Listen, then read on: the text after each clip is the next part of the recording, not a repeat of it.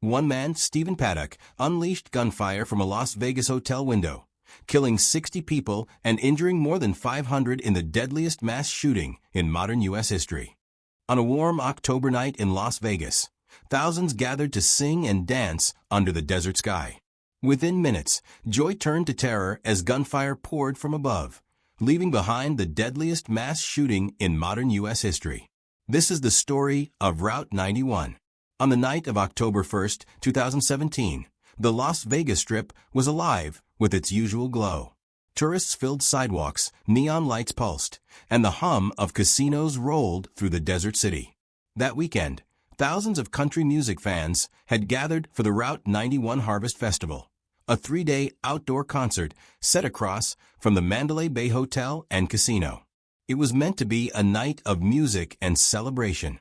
By the end, it would be remembered as the deadliest mass shooting in modern United States history. Among the audience were families, groups of friends, and travelers who had come from across the country. Many were young adults in their 20s and 30s, enjoying what had become one of the most popular country festivals in the region. The lineup featured well-known artists, and as the final performance of the night began, country singer Jason Aldean took the stage. The crowd pressed close, cheering and singing along. It was a scene of joy, completely unaware of the danger that had been carefully arranged just a few hundred yards away. High above the crowd, on the 32nd floor of Mandalay Bay, Stephen Paddock was preparing to act. At 64 years old, Paddock seemed an unlikely figure to carry out such destruction. A retired accountant and real estate investor, he had spent much of his time in recent years as a high-stakes gambler. He lived quietly in Mesquite, Nevada, a small retirement community about an hour and a half away. He had no military background, no public political or religious ties, and no serious criminal record. To those who encountered him casually, he was reserved, often distant, and sometimes unpleasant, but never openly threatening. Yet, in the months leading up to the festival, he had transformed himself into something far more dangerous. Investigators would later discover that Paddock had spent months planning the attack with precision. He booked multiple hotel rooms overlooking concert venues, testing sightlines and access. For the Route 91 Harvest Festival, he reserved a suite at Mandalay Bay that gave him a perfect angle on the open-air venue below. Over several days, he quietly transported an arsenal of weapons into his room. Using suitcases and rolling bags, he carried more than 20 rifles, many fitted with scopes and bump stocks. He brought thousands of rounds of ammunition and tools to modify his weapons for rapid fire. He even set up surveillance cameras in the hallway outside his room so he could monitor anyone approaching. On the evening of October 1st, Paddock remained inside his suite as the crowd below gathered for Jason Aldean's performance. At 10:05 p.m., he smashed the windows of his room with a hammer and aimed his weapons toward the sea of people. Then he opened fire. The sound of gunfire cut through the music. At first, many in the audience mistook it for fireworks. The rhythmic bursts blended with the performance until confusion turned into panic.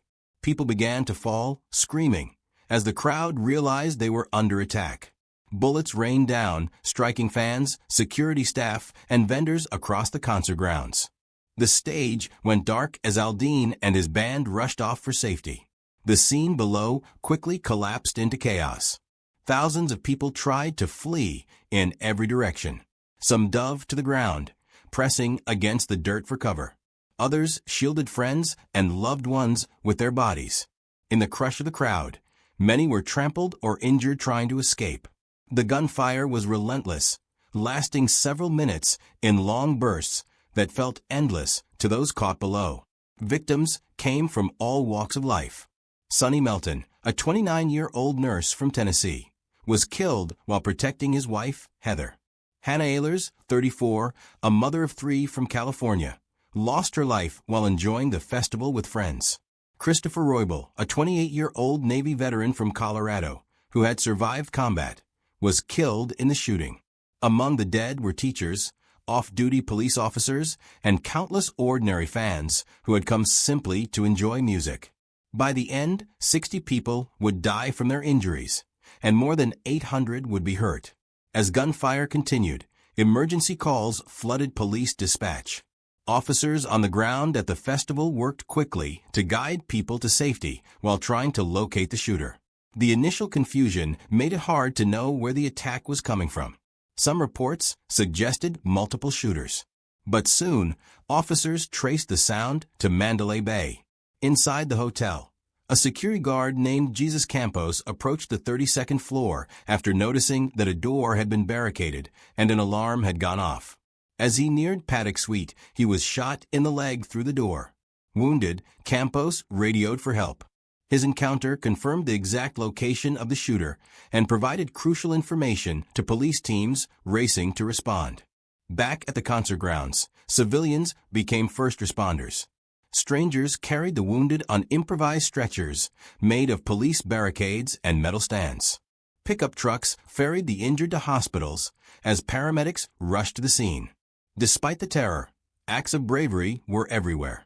Some off-duty nurses and military veterans used their training to stop bleeding and comfort victims as bullets tore across the venue.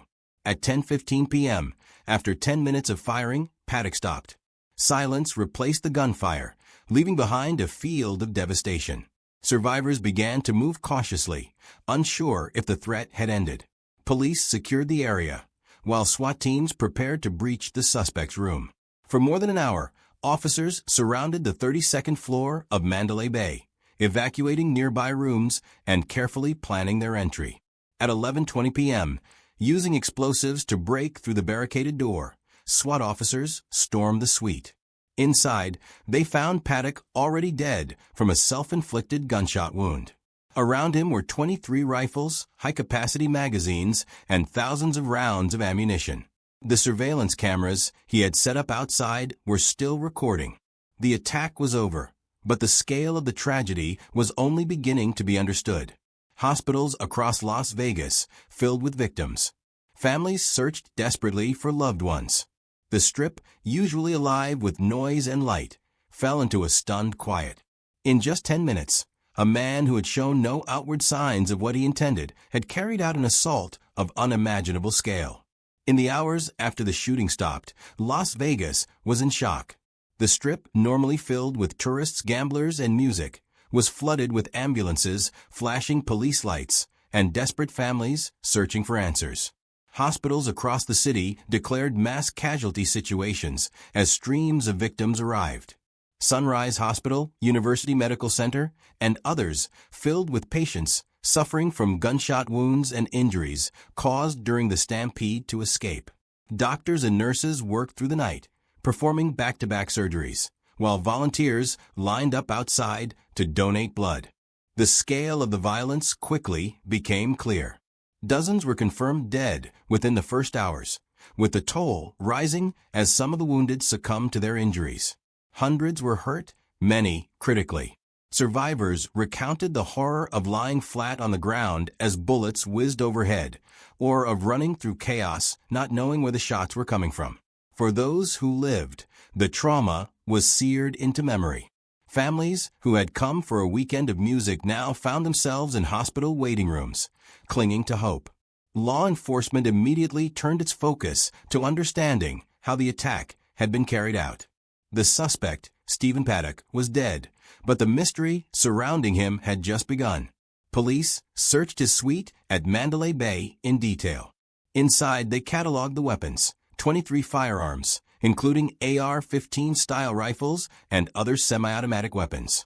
Many had been modified with bump stocks, attachments that allowed the rifles to fire at a speed close to fully automatic.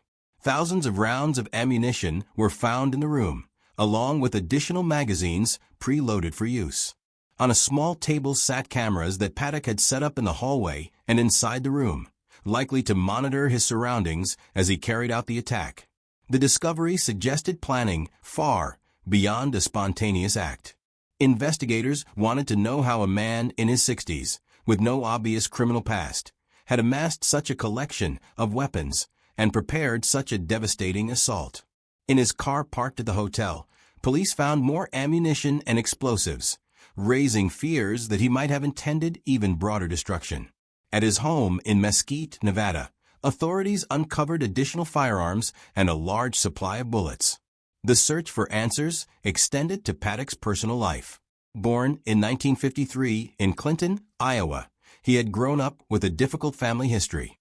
His father, Benjamin Paddock, had been a bank robber who spent time on the FBI's most wanted list. Stephen, however, lived a quiet, relatively ordinary adult life. He studied business, worked as an accountant, and invested in real estate. Later, he retired and spent much of his time gambling in casinos.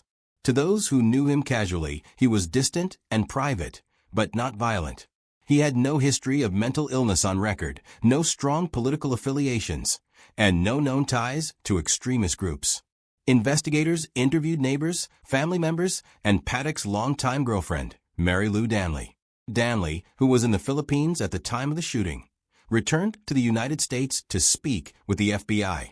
She described Paddock as someone who could be controlling and often kept his thoughts to himself, but she claimed to have had no knowledge of his plan.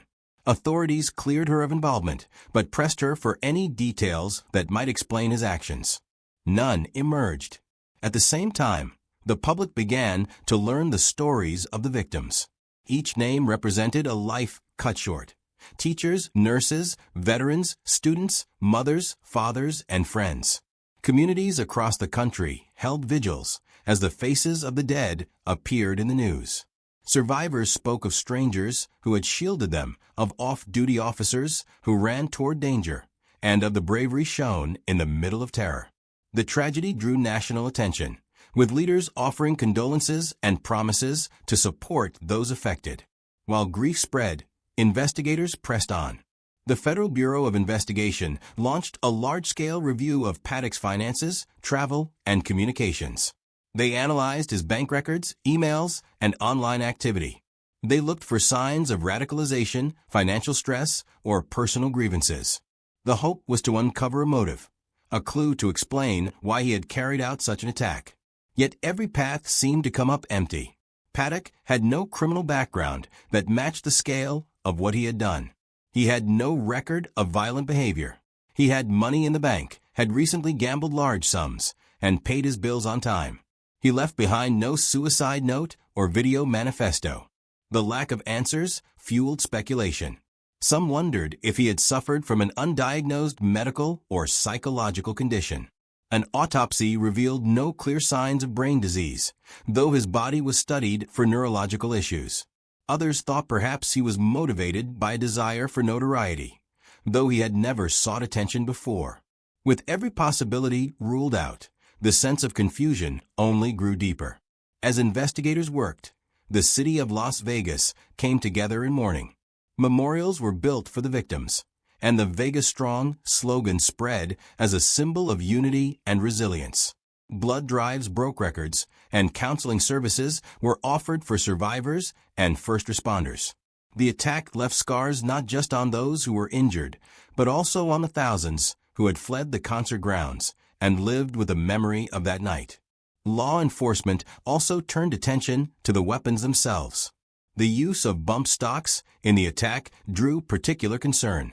These devices, which used the recoil of a rifle to increase firing speed, had previously been a little-known accessory. After the shooting, they became the subject of national debate. Lawmakers and the public questioned how a civilian could legally purchase and modify so many weapons capable of such rapid fire. The discussion over bump stocks became one of the lasting issues that emerged from the tragedy. As weeks passed, the FBI's Behavioral Analysis Unit reviewed every detail of Paddock's life. They looked at his medical records, his gambling habits, his relationships, and his patterns of behavior.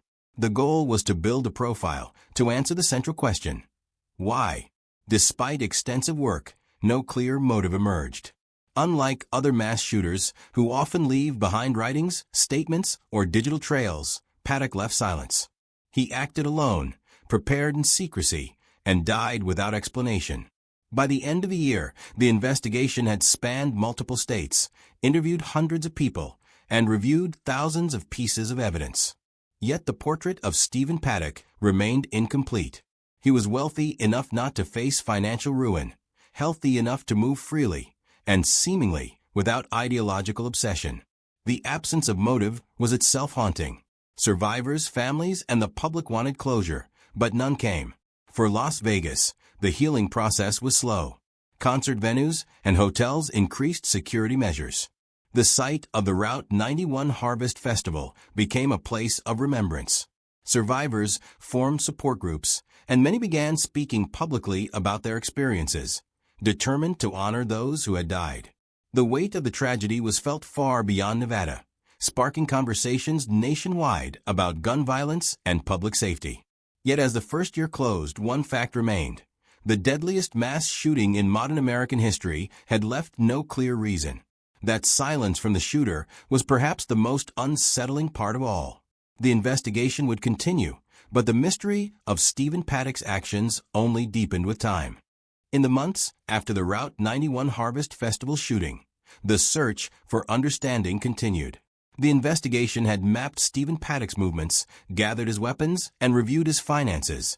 Yet no one could say why he opened fire on thousands of innocent people. Families of the victims pressed for answers. Survivors struggled with trauma, trying to rebuild lives altered in 10 minutes of horror. And law enforcement was left with one of the most difficult cases in modern history, a mass murderer with no confession, no clear motive, and no chance of standing trial.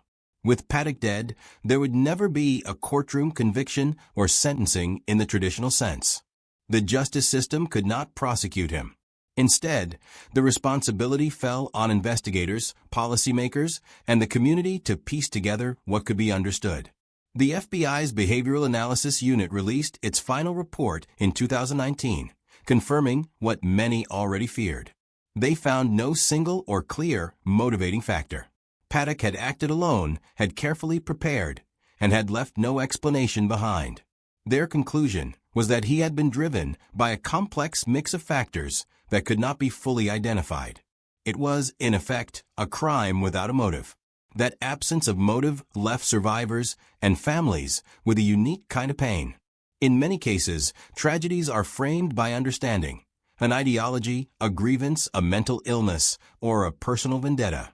Here, there was only silence. For those who lost loved ones, closure seemed impossible.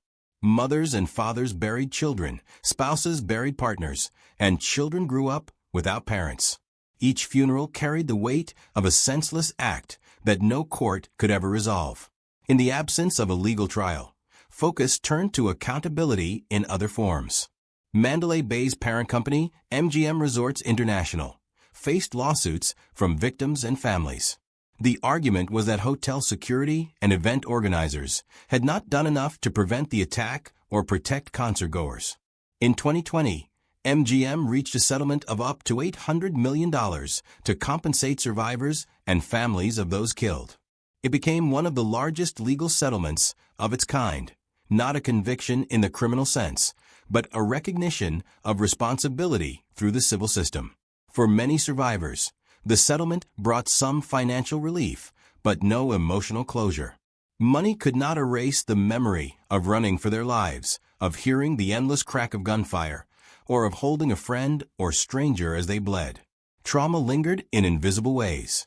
Some survivors struggled with post-traumatic stress disorder, flashbacks, and anxiety in crowds or at concerts. Others turned to advocacy, speaking publicly about gun violence, pushing for stronger regulations, and sharing their stories to honor the victims. The shooting also sparked political and policy debates. At the center was the bump stock, the device Paddock used to increase the firing rate of his rifles. In the wake of the tragedy, public awareness of bump stock surged. Lawmakers, previously unfamiliar with the accessory, questioned why it was legal at all. By 2018, the U.S. Department of Justice announced a federal ban on bump stocks, making their possession or sale illegal. It was one of the most direct policy outcomes of the attack, though the broader debate over gun rights and restrictions continued much as it had before. Meanwhile, the city of Las Vegas carried the burden of healing. The slogan "Vegas Strong" became a rallying cry, painted on murals and worn on shirts. Memorials honored the 60 who lost their lives.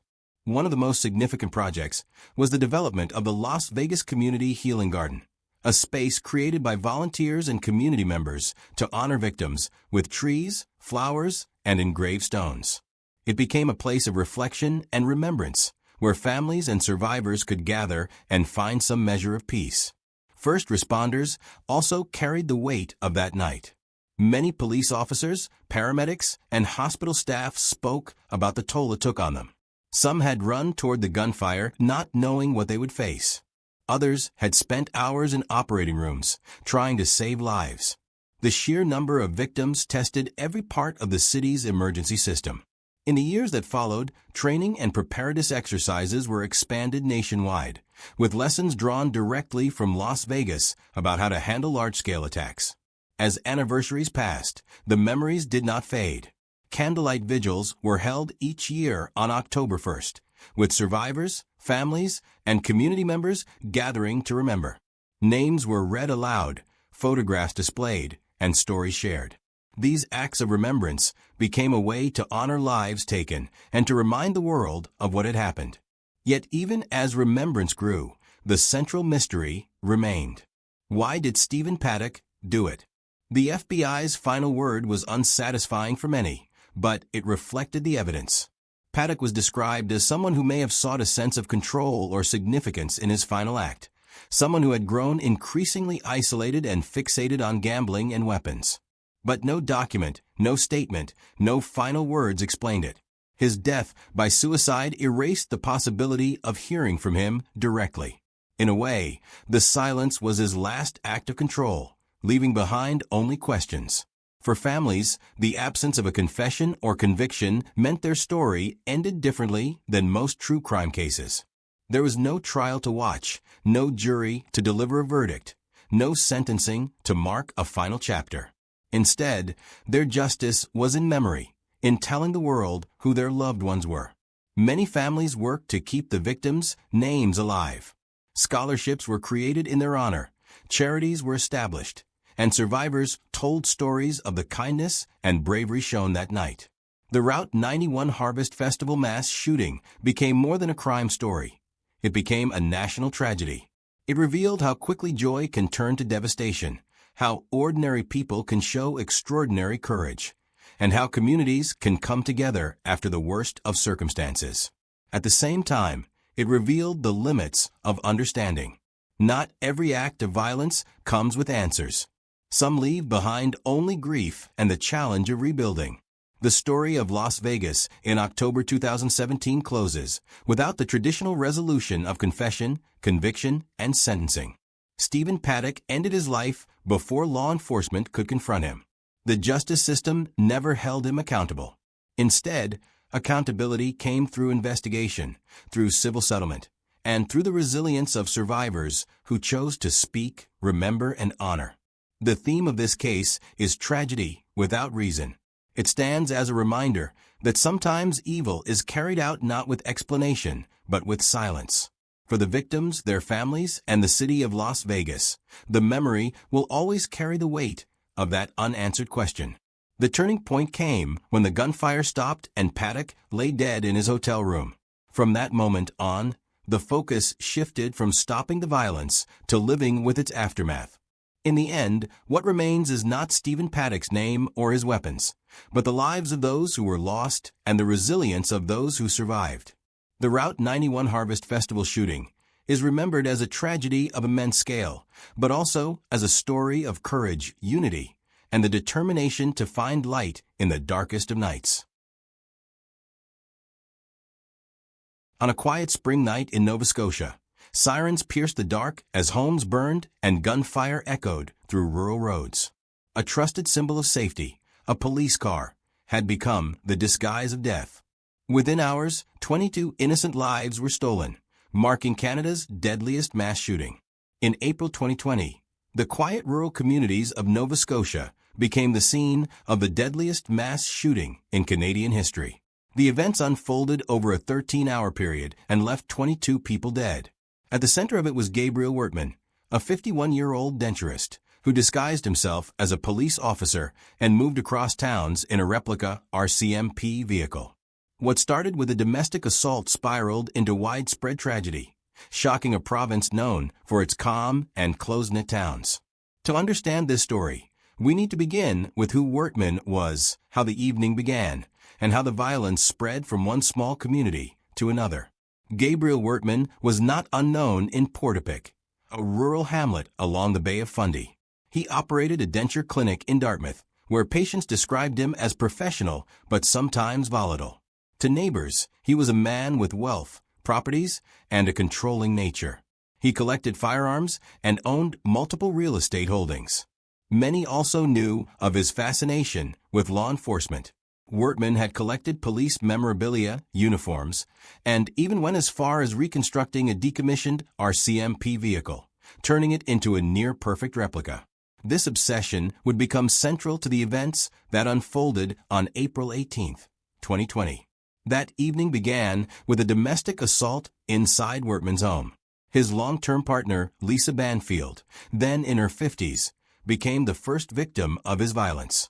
He attacked her, leaving her injured, but she managed to escape into the woods near their property. She would later hide there for hours, terrified and hurt, while Wertman set in motion a chain of violence across Nova Scotia. Investigators would later describe this assault as the spark that ignited everything else. After Banfield fled, Wertman set fire to his property. The flames spread quickly and caught the attention of neighbors. Among those who went outside to see what was happening were people living nearby, ordinary families, and couples who had no idea the danger they were about to face. Wertman, dressed in his RCMP-style uniform and using his replica cruiser, lured them into a false sense of trust. They thought they were dealing with a police officer responding to an emergency. Instead, he shot and killed them one by one. Some of the first victims that night were Greg and Jamie Blair, a couple in their 40s raising children. They lived close to Wertman and were among the first to be targeted. Another victim was Lisa McCulley, a 49-year-old elementary school teacher known in the community as dedicated and kind. She was killed outside her home after stepping out to check on the commotion. Neighbors John Zoll and Joan Thomas, both in their 50s, also lost their lives that night. In total, 13 people in the Portapique area were murdered within the first hours. Wertman did not limit himself to shootings. He set multiple houses ablaze, including those of his victims. Flames and smoke rose into the night sky, creating confusion and chaos. Some residents fled into the woods for safety, while others called emergency services. The area quickly became a scene of horror, fires burning, gunshots echoing, and terrified families hiding in the dark. Meanwhile, the Royal Canadian Mounted Police received calls reporting gunfire, explosions, and fires. But the situation was unclear. Officers rushed to the area, but had difficulty locating Wertman. The darkness, the fires, and the scattered locations of the attacks made it nearly impossible to track his movements. To make matters worse, they did not know at first that the suspect was disguised as one of their own and driving a car indistinguishable from their cruisers. This confusion gave Wertman an enormous advantage. By midnight, Wertman had moved beyond Portapique. The small community was left in shock and flames, with survivors hiding in basements and woods. Families would not know until morning who had survived and who had been lost. Police set up perimeters, but Wertman managed to slip through, using back roads and his police disguise. Through the night, he drove across rural Nova Scotia. Each stop he made turned into another scene of tragedy. His disguise continued to work in his favor. Victims saw the uniform and cruiser and believed he was there to help. Instead, he pulled out his firearms and shot them at close range. The following morning, April 19th, Wertman's violence continued. He drove through towns including Wentworth, Debert, and Shubenacadie, targeting people at random. On one rural road, he encountered Heather O'Brien, a 55-year-old nurse who was out driving. She was shot and killed in her car. Nearby, he attacked Kristen Beaton, a 33-year-old continuing care assistant who was working at the time. Both women were frontline health workers and mothers, and their deaths sent waves of grief across Nova Scotia. Other victims along the route included neighbors, passers-by, and people who simply crossed paths with him at the wrong time. Wertman showed no pattern beyond his disguise and his weapons. He moved from house to house, road to road, using the trust people placed in law enforcement to get close enough to kill. By late morning, Word spread that an armed man was on the loose. Police released public alerts, warning residents to stay inside. But the warnings did not initially mention the police disguise or the replica cruiser. For many hours, people were unsure who to trust. Survivors later recalled the fear of seeing police cars on their road, unsure if it was help or danger arriving. The violence reached another tragic point when Wortman encountered RCMP Constable Heidi Stevenson, a 48-year-old veteran officer. She had been tracking him and attempted to stop his vehicle near Shubenacadie. In the confrontation that followed, Stevenson was killed in the line of duty. Joey Weber, a 36-year-old father who happened to stop at the scene to offer assistance, was also murdered. Wortman then stole vehicles to continue his flight, leaving behind burned wreckage and destroyed lives. By this time, police had identified Wortman as the suspect. They tracked his movements and closed in. The disguise that had helped him for so many hours was beginning to fail as alerts spread. Still, the violence continued, leaving more victims across multiple towns. The randomness of his attacks, the trust his disguise inspired, and the speed of his movements made him extraordinarily difficult to stop. What began in a small community the night before had, by now, spread across a large section of Nova Scotia. The scale of the tragedy was becoming clear. Families, friends, and entire towns were grieving. Survivors hid in fear, and emergency responders worked to control fires and reach victims. The province was shaken to its core, unsure how many more would die before the rampage ended. By the morning of April 19, 2020, Gabriel Wortman had already killed 13 people in Portapique and left the community burning. Survivors were hiding in woods and basements, while police tried to piece together what had happened.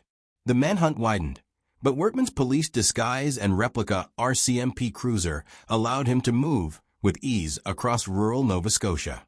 He looked like one of the officers hunting for him, and that illusion gave him hours of freedom to keep killing. As daylight spread across the province, Wortman drove out of Portapique and into other towns. His movements were unpredictable, and his targets were chosen without clear reason. What bound them together was the trust people placed in a man who appeared to be a police officer. When they stopped, slowed, or opened their doors, thinking help had arrived, they became victims instead. In Wentworth, a small rural community more than 30 kilometers away, Wortman attacked again. Here he murdered neighbors who had no connection to the night before. Alana Jenkins, a correctional officer in her 30s, and her partner Sean McLeod, also a correctional officer, were killed in their home. Their friend Tom Bagley, a retired firefighter in his 60s, came over to check on them after seeing smoke. He was shot and killed in their yard. In another house nearby, Wortman killed a woman who was simply going about her morning. Fires once again marked the scene as he set more homes ablaze. Police were struggling to keep up. At this point, they knew Wortman was armed and extremely dangerous, but many still did not realize he was disguised in full RCMP gear and using a cruiser almost identical to theirs. It would take hours before that detail was shared widely, leaving communities exposed to a threat they could not recognize. Wortman drove on, using rural roads to avoid detection. In Debert, he pulled over Heather O'Brien, a 55-year-old nurse and mother of several children. She was on her way to work, part of the frontline staff caring for people during the early weeks of the COVID-19 pandemic. Believing she was interacting with a police officer, she stopped her car. Wortman shot and killed her by the roadside. Not far away, Kristen Beaton, a 33-year-old continuing care assistant, was also killed. She was pregnant at the time and had been working that morning, caring for elderly patients. Both women's deaths devastated the healthcare community, which was already under enormous strain. By now, Nova Scotians were starting to hear warnings through emergency alerts and social media posts. The RCMP urged residents to stay indoors, lock their doors, and avoid the roads. But the confusion was overwhelming. Many people still had no idea that the killer was dressed as a police officer. For some, that confusion became deadly. As Wortman moved further, he came across random drivers. He pulled them over, walked to their windows in uniform, and opened fire. Some were killed instantly, others as they tried to escape. The randomness of his choices spread fear across the province. It seemed that anyone, anywhere, could be his next target. Around Shubenacadie, the story took another devastating turn. RCMP Constable Heidi Stevenson, a 48-year-old veteran officer with 2 children, was tracking Wortman's movements. She attempted to stop his vehicle on Highway 2. In the confrontation that followed, Wortman rammed her car and opened fire. Stevenson was killed in the line of duty. Her bravery and sacrifice would later be honored across Canada, but in that moment, it added another name to the growing list of lives lost. Also at the scene was Joey Weber, a 36-year-old father who had no idea what he was driving into. He had set out to run errands and came across the confrontation. Trying to help, he was shot and killed. His death showed again how chance encounters with Wortman turned fatal in seconds. After killing Stevenson and Weber, Wortman stole another vehicle. His replica cruiser had been damaged, and he needed a new way to move. He continued his flight, switching cars when possible, sometimes through violence, sometimes by abandoning one for another. This pattern left police chasing not only a moving target, but an ever-changing one. As the hours passed, the list of victims grew. Wortman showed no sign of slowing down. Fires burned in multiple towns, emergency responders tried to reach survivors, and families waited in terror for news. The province was paralyzed. Even police struggled to track where he would appear next.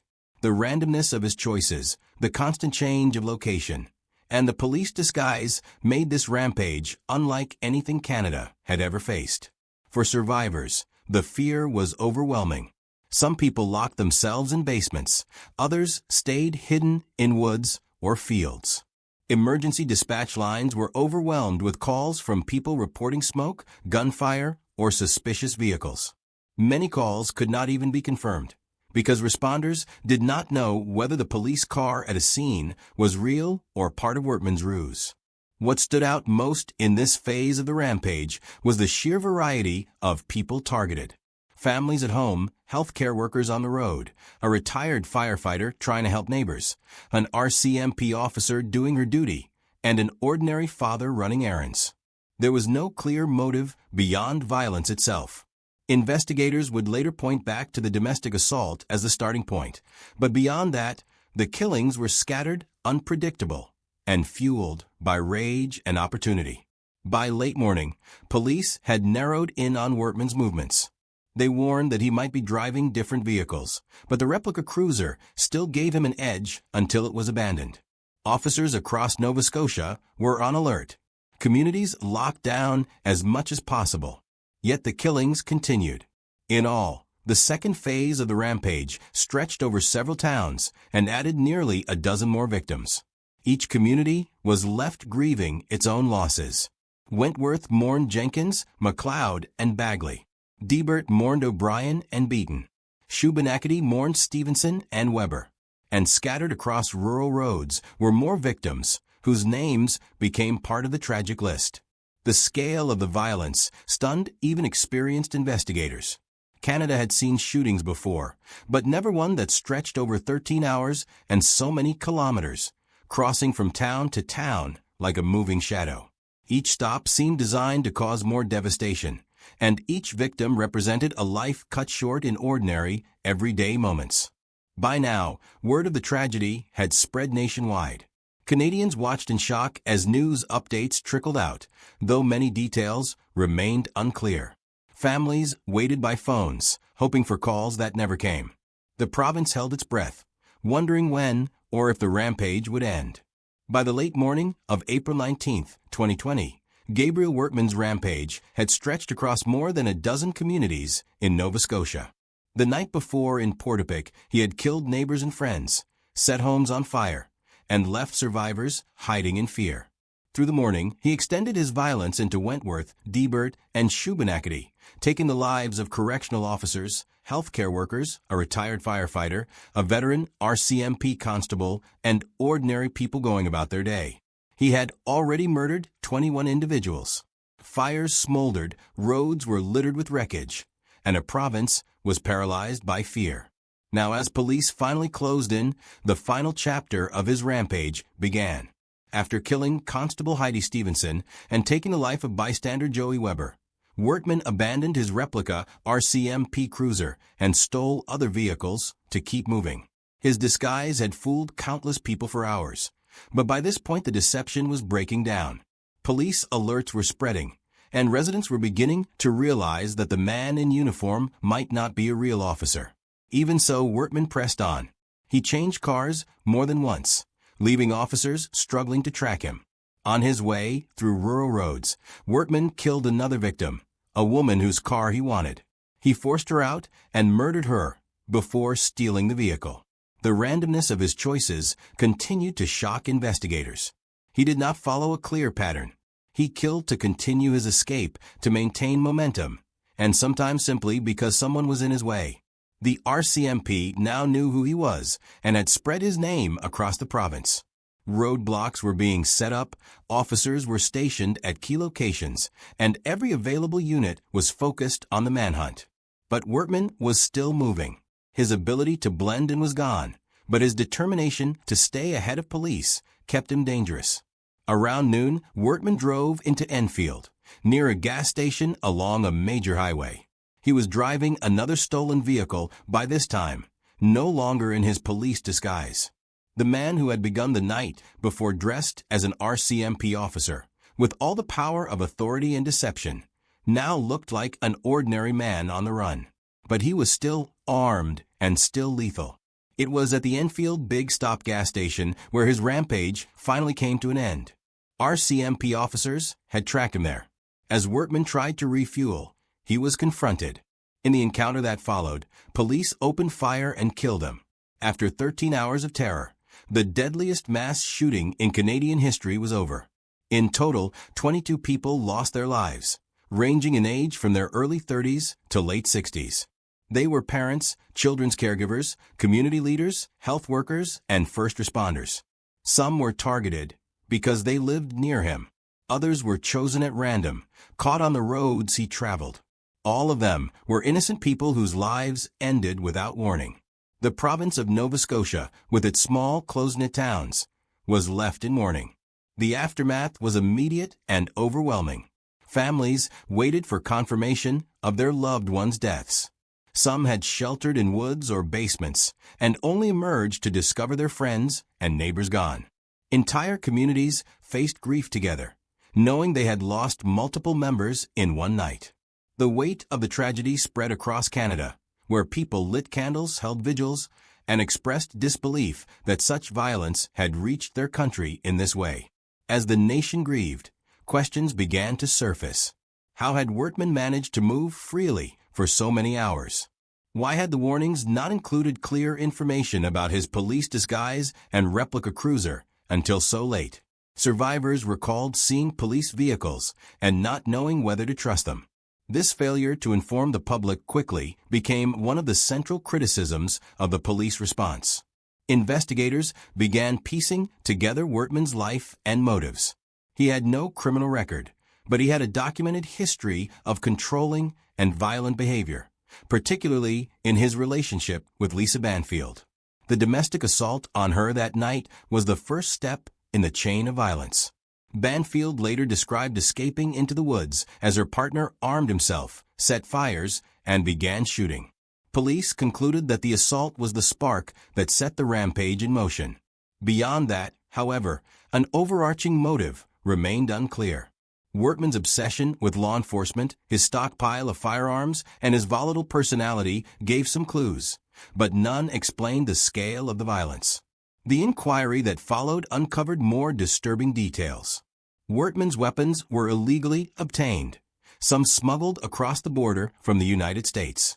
His replica cruiser was built from authentic RCMP parts, acquired over time and assembled with painstaking accuracy. His uniform, too, looked genuine. These tools of deception gave him enormous power during the rampage, allowing him to move and kill without raising suspicion. The inquiry also highlighted systemic failures.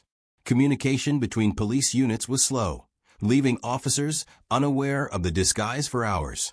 The public alert system was not used quickly enough, And when it was, the warnings lacked crucial details. Families of victims argued that lives could have been saved if residents had known earlier that the suspect looked like a police officer. In addition to questions about police response, the tragedy exposed the broader issue of domestic violence. Investigators emphasized that the assault on Lisa Banfield fit a pattern of abusive control that had been present in Wertman's relationship for years. They pointed out that domestic violence is often a predictor of larger acts of violence, and that stronger systems for intervention and support might prevent such escalation. The inquiry stressed that Canada must take domestic abuse more seriously, both for the immediate safety of victims and for the protection of society as a whole. In the years that followed, memorials were built in Nova Scotia.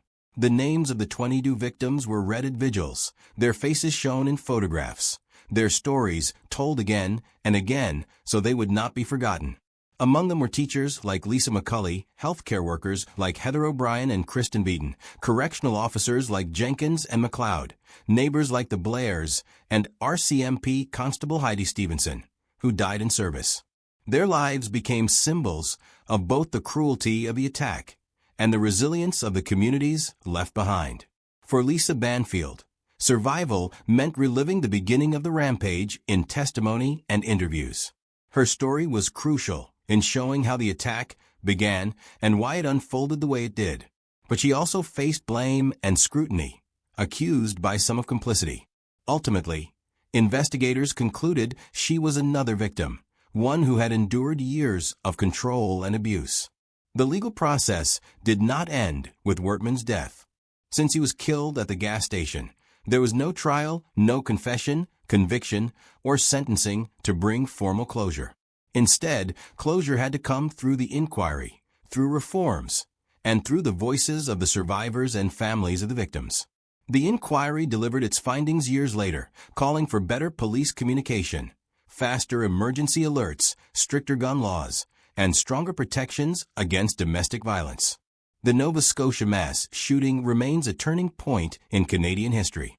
It was a reminder that violence can erupt in even the quietest places, and that trust in symbols of authority can be turned against people in the most devastating way. It also underlined how failures in communication and preparation can compound tragedy.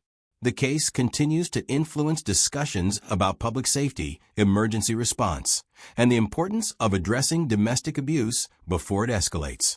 The story of that April night and morning is one of horror and grief, but also of bravery and resilience.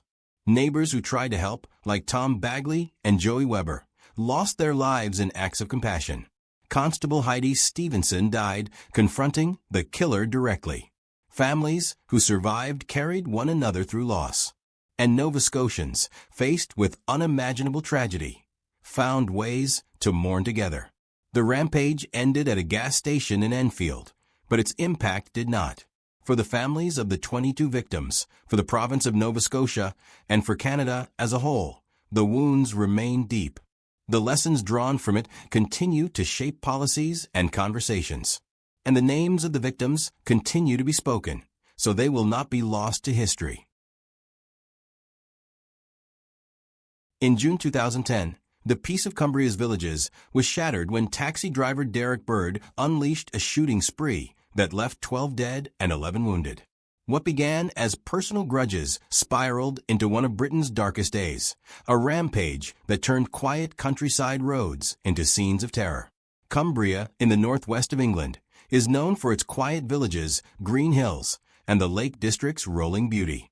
In early June 2010, it was the last place anyone expected to witness one of the worst mass shootings in modern British history. Life there moved at a slower pace.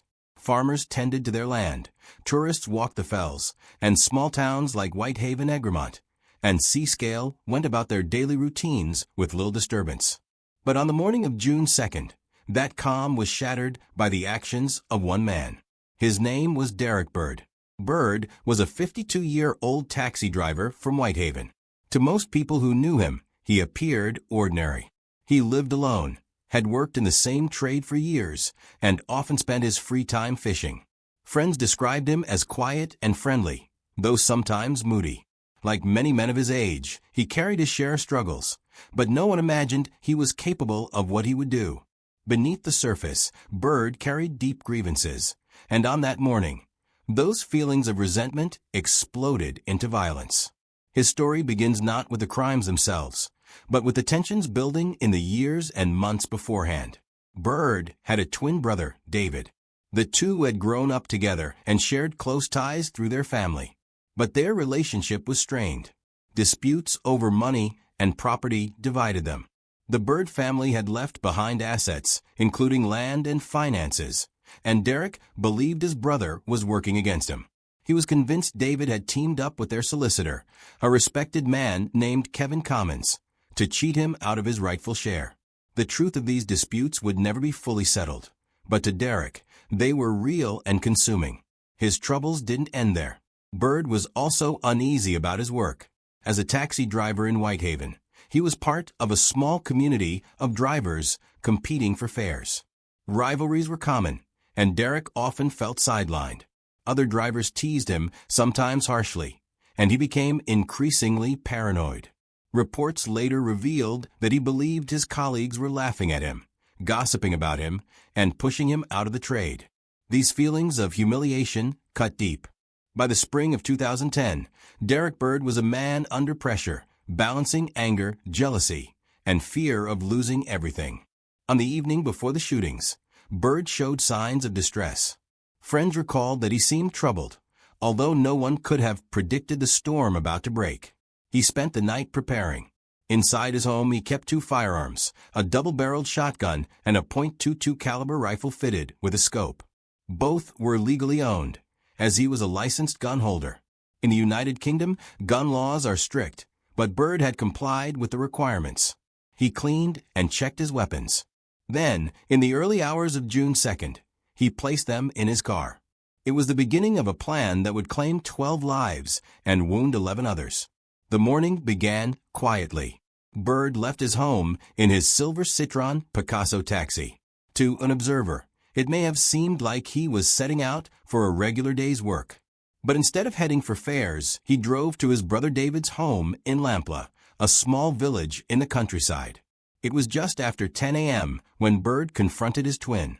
The details of their exchange remain unclear. Neighbors later reported hearing raised voices, followed by the echo of gunfire. Bird shot David, killing him instantly.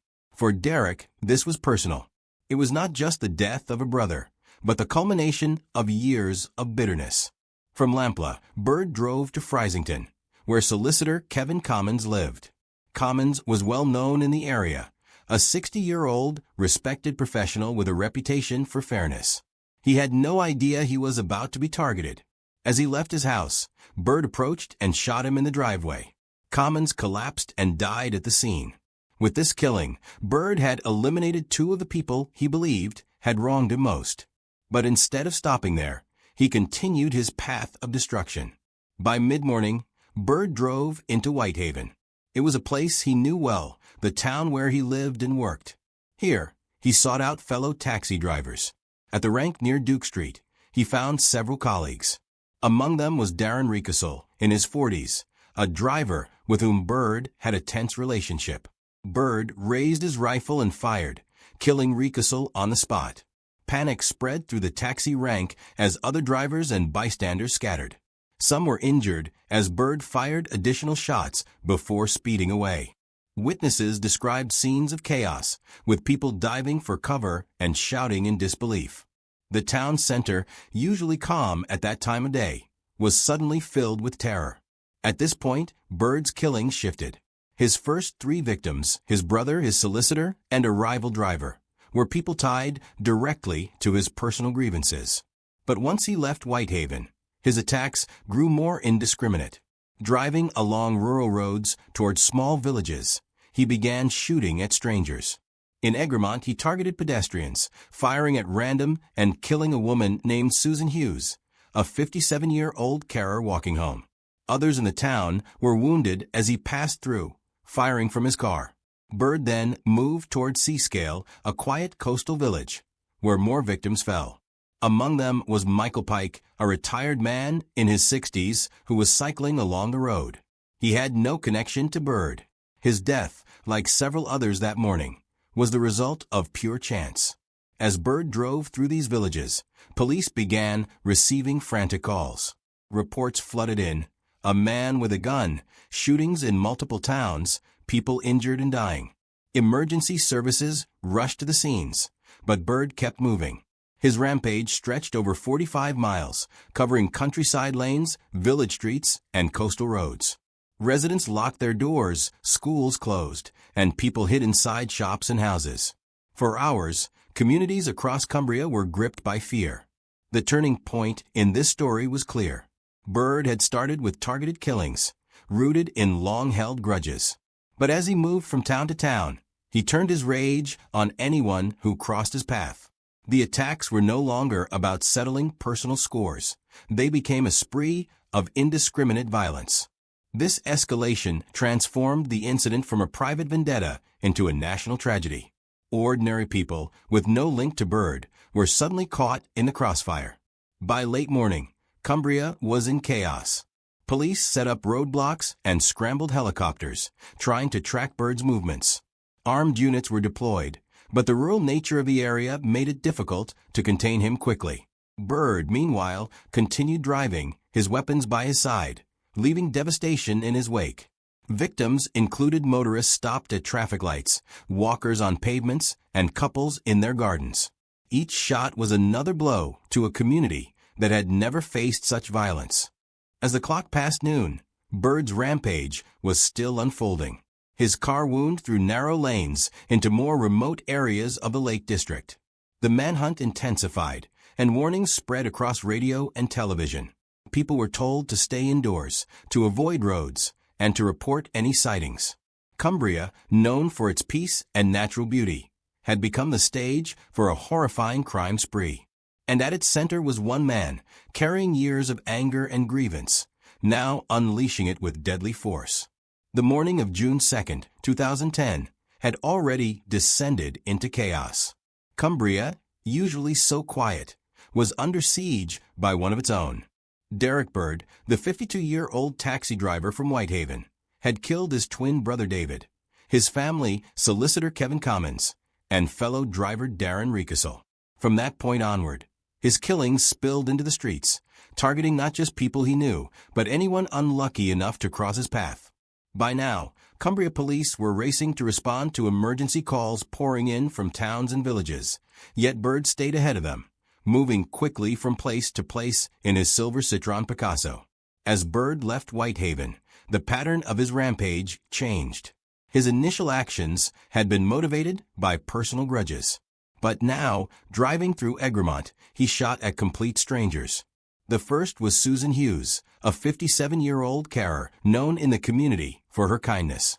She had been walking along the road when Bird pulled alongside her and fired. She collapsed to the ground, fatally wounded. Residents of Egremont later described scenes of confusion, some rushing to help while others hid inside their homes.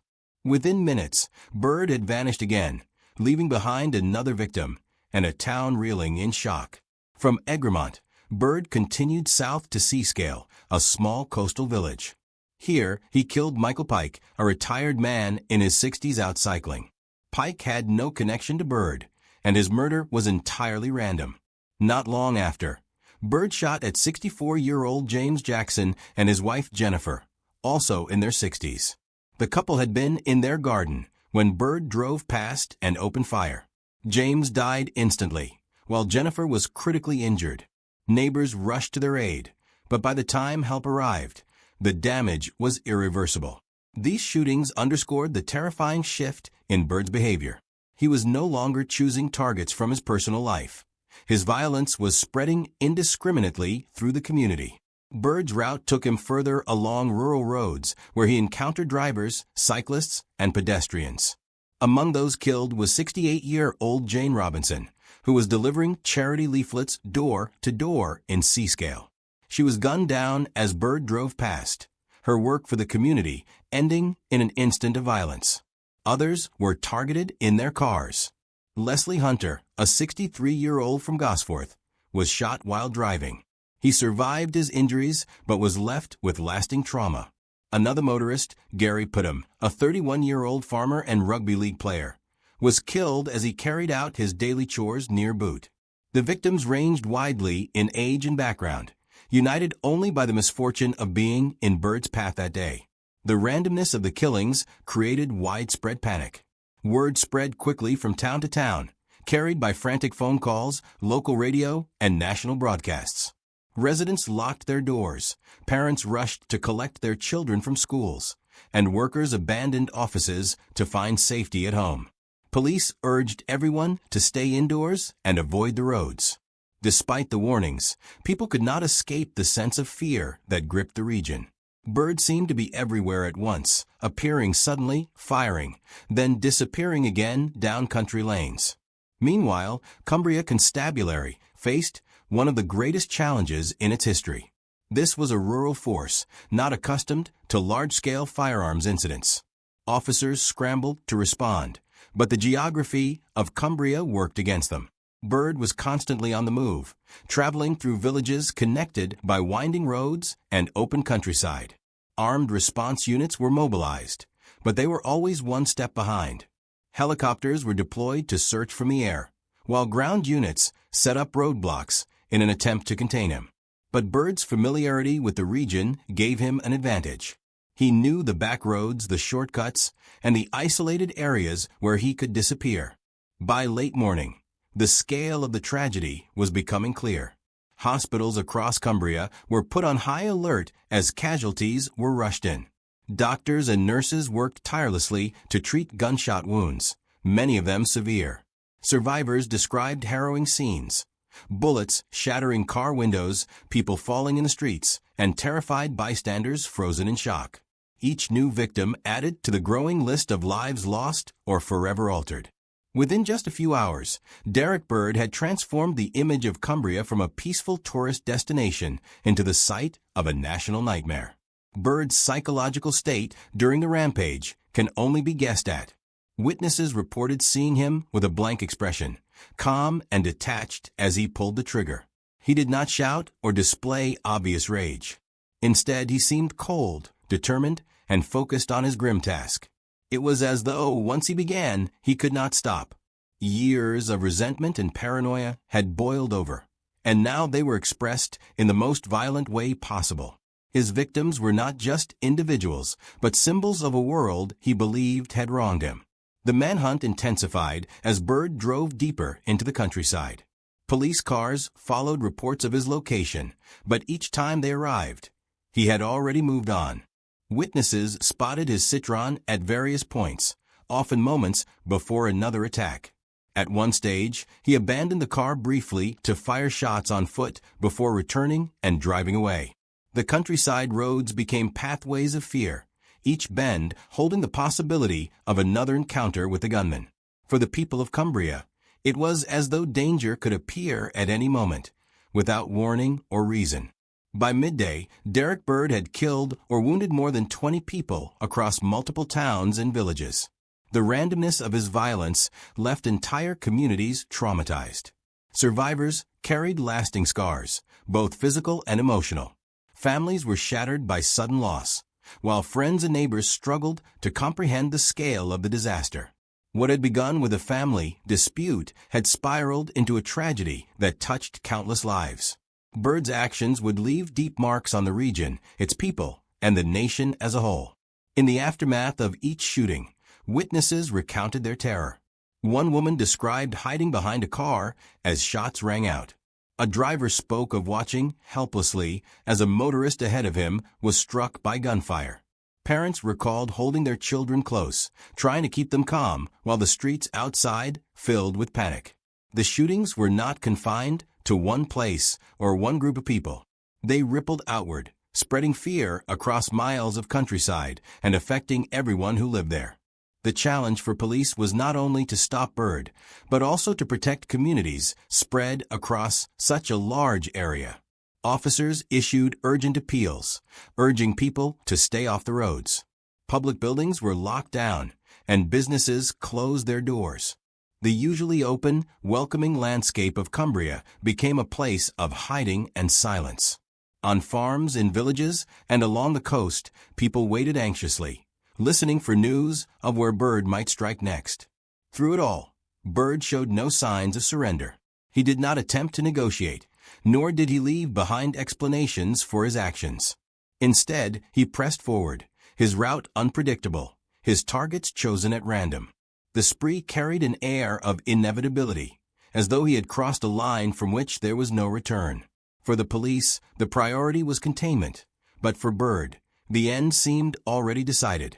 He was a man on a path of destruction, moving steadily toward his final act. By early afternoon, Byrd's journey brought him toward the western edges of a lake district, into more remote areas. His car, once a symbol of his trade as a taxi driver, was now a vehicle of terror, carrying him from one crime scene to the next. The chase was entering its final stage, though no one knew it yet. What began with targeted killings had spiraled into a rampage of unprecedented scale in modern Britain. The people of Cumbria would never forget the hours when their towns, villages, and countryside were marked by fear and bloodshed. By early afternoon on June 2, 2010, Derek Byrd had left behind a trail of devastation stretching across Cumbria. His silver Citroën Picasso was seen weaving through quiet villages, coastal roads, and narrow lanes in the Lake District. Armed police and helicopters scoured the countryside, but each time they closed in, he had already moved on. The fear that had settled over towns like Whitehaven, Egremont, and Seascale now spread into even more rural corners of Cumbria. People stayed locked inside their homes, listening for sirens, helicopters, or, worse, gunfire. Byrd's attacks had now taken the lives of 12 people and injured 11 more. Each victim represented a sudden, senseless loss. Some were targeted because of personal grudges. Others were complete strangers, unlucky enough to be in his path. The randomness of the violence made it impossible for anyone to feel safe. Byrd seemed to be striking without reason, transforming familiar roads and villages into crime scenes. As reports of new shootings filtered in, the police struggled to build a picture of his movements. It was chaos, and the scale of the tragedy was unlike anything Cumbria had ever known. The last stage of Byrd's rampage carried him toward Boot, a small hamlet in the western Lake District. Surrounded by hills and woodlands, it was a remote area, far removed from the towns where his killings had begun. The roads narrowed and the traffic thinned. By then, his spree had lasted nearly 3 hours. He had covered more than 45 miles, leaving devastation across a wide swath of the county. His car bore the signs of the journey, and his weapons, the shotgun and .22 rifle, had both been used repeatedly. For police, it was only a matter of time before he was found. For Byrd, it was the end of a path he had already chosen. At approximately 1:40 p.m., Derek Byrd drove his taxi into a wooded area near Boot. There, he abandoned the vehicle and continued on foot. Armed units had closed in, helicopters circled above, and roadblocks sealed off the wider area. Yet before officers could confront him, Byrd raised his rifle and turned it on himself. He fired a final shot, ending his life. When police reached the scene, they found his body lying in the undergrowth, his weapons beside him. The killing spree that had terrified Cumbria and shocked the entire country was over. The aftermath of the shootings left communities in disbelief. Cumbria was known for its peace, not violence. Families, friends, and neighbors gathered in grief as the scale of the tragedy became clear. 12 people had lost their lives. David Byrd, Kevin Commons, Darren Recastle, Susan Hughes, Michael Pike, Jane Robinson, Gary Putnam, James Jackson, and several others who had been caught in Byrd's path. 11 more were injured, some seriously, and many more were left traumatized by what they had seen or narrowly escaped. The victims represented different ages and backgrounds: carers, farmers, retirees, professionals, and ordinary people going about their day. Each story added to the collective heartbreak of a region now defined by loss. In the days that followed, Cumbria became a place of mourning. Flowers, cards, and candles appeared in towns and villages where the shootings had taken place. Vigils were held, bringing together communities united by shock and grief. Churches opened their doors for people to gather and reflect. Flags were lowered, and moments of silence were observed. The sense of disbelief was heavy, as though the violence did not belong in such a place. For those who had lived through it, the images of that day, the sounds of gunfire, the sight of friends and neighbors injured or killed, would never fade. Investigators worked quickly to piece together the events and the reasons behind them. The firearms used by Byrd had been legally owned. He had complied with licensing requirements, raising questions about how someone like him had been able to carry out such a massacre. Police traced his movements, mapped the timeline of his killings, and interviewed survivors and witnesses. Each account added to the chilling picture of a man who, in a matter of hours, transformed from a quiet taxi driver into the perpetrator of one of Britain's worst shooting sprees. Attention also turned to Byrd's state of mind. Those who knew him described a man who had grown increasingly paranoid in the months leading up to the shootings. He feared he would be sent to prison over a tax investigation. He believed his twin brother and solicitor were cheating him out of his inheritance. He felt mocked by fellow taxi drivers, excluded, and humiliated. These grievances, combined with his isolation, painted a picture of a man consumed by resentment. Yet none of those who spoke to him in the days before could have imagined he was preparing to lash out so violently. The contrast between the ordinary image he presented and the horror of his actions left many struggling to reconcile who Derek Byrd had been. The scale of the tragedy led to national attention. Political leaders, including Prime Minister David Cameron, expressed condolences to the people of Cumbria. Questions were raised in Parliament about gun laws, police response times, and the support needed for communities affected by mass violence. For a nation unused to gun massacres, the events in Cumbria were shocking and deeply unsettling. The shooting stood alongside earlier tragedies, such as Hungerford in 1987 and Dunblane in 1996, as moments that forced Britain to confront the reality of mass killings in a country where firearms were tightly controlled. Survivors and the families of victims, the grief was personal and profound. Each name carried a story. A brother killed in a dispute, a solicitor gunned down in his driveway, a taxi driver targeted at his rank, a carer walking home, a cyclist on a summer's morning, a couple in their garden, a farmer going about his work.